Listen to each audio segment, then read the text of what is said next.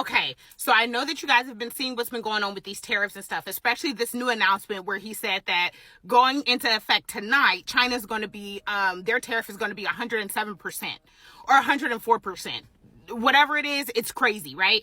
And so I'm sure you're trying to figure out, like, how is he able to do this, like, unilaterally? This doesn't make any sense. Well, you have the emergency powers that Congress gave to the executive branch. And essentially, it allows for an immediate release and access for the president to 130 powers that otherwise have specific processes that have to go through Congress. And Congress recognized that there are certain emergencies that need an immediate response.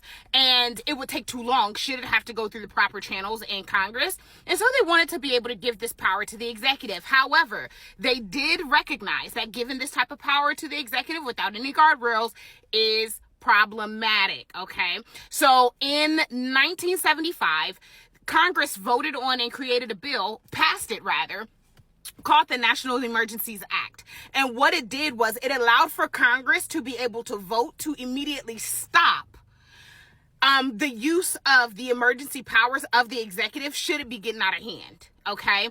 Now, fast forward 1983, the Supreme Court essentially said that vetoing of such powers is unconstitutional. So they ended up overturning what Congress had originally set forth as guardrails to be able to stop the abuse of these national emergency powers. This is how we ended up here today. Okay, that's how he's able to unilaterally just do all this stuff. Not to mention his first term in office, he also used the national emergency powers to be able to force that wall being built that wasn't finished. And that's because Congress said no to giving him the money to build the wall. What he did was he declared a state of emergency at the border. And then he started using funds that was originally allocated to the military for building that wall that still is not complete. Okay, so now what's going on, Tori? Well, currently, now you have Congress up in a tizzy trying to figure out how they can pass legislation or put how they are able to essentially stop the tariffs from happening. Like, how do we fix this?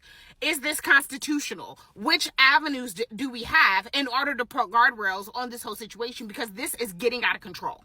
Okay, now, for those of you guys that do not understand the implications of slapping China with 104% tariff, that literally means that the taxes on any product is the cost of the product plus 4%.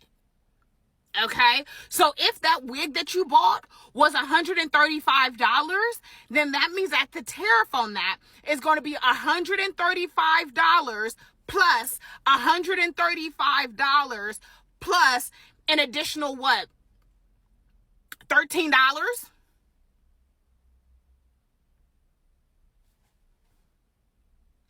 Plus an additional, no, $1.3. Yeah. Yeah. A lot of things are made in China here. A lot of things are made in China here. Okay? So that means clothes and everything else. Anything you can think of, especially for the international community that gets their groceries, that goes inside of their grocery store. They get that stuff from China. They get those seasonings from China, and it's already not cheap. Okay? So yes, this is a bit of a dizzying experience right now. And to be 100% honest with you, China, baby, say it with your chest. Okay? Say it with your chest, because you know, listen, we owe them people money. We owe them people coin. You just can't go around talking crazy to your body that you end up owing some money. I don't know what's going on. The brain ain't braining over there in that house on Pennsylvania. That's all I'm saying.